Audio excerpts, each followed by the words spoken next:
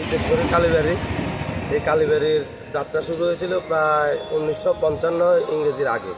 তো সেই সময় এই বেড়ারঘর থেকে মাটির ঘর, এই পাড়ার আমাদের যারা প্রাক্তন দাদু ঠাকুমার আমলে যারা ছিল তাদের হাত ধরে এই মন্দিরের শুরু।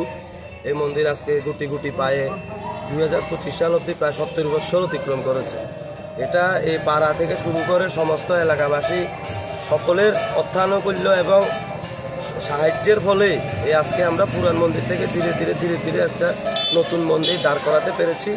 আজকে আনুষ্ঠানিকভাবে এই মন্দিরের মায়ের গৃহপ্রবেশ অনুষ্ঠান, এই অনুষ্ঠান আমরা উদ্বোধন করেছি সেই শঙ্কর মঠের বিশিষ্ট মহারাজদের শান্তি গীতা মহাযজ্ঞের দ্বারা।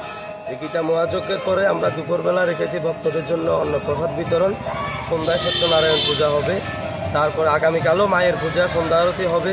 20 তারিখ শুভ দীপাবলি, এই উপলক্ষে আমরা সন্ধ্যায় বস্ত্র বিতরণ কর্মসূচি রেখেছি এবং তারপর 7টা থেকে সকলের জন্য আমরা মহাপ্রসাদের ব্যবস্থা রেখেছি। সকল এলাকাবাসী, ভক্ত, আপামর জনসাধারণকে আমরা সিদ্ধেশ্বরী কালীবাড়ির পক্ষ থেকে আমন্ত্রণ জানাচ্ছি।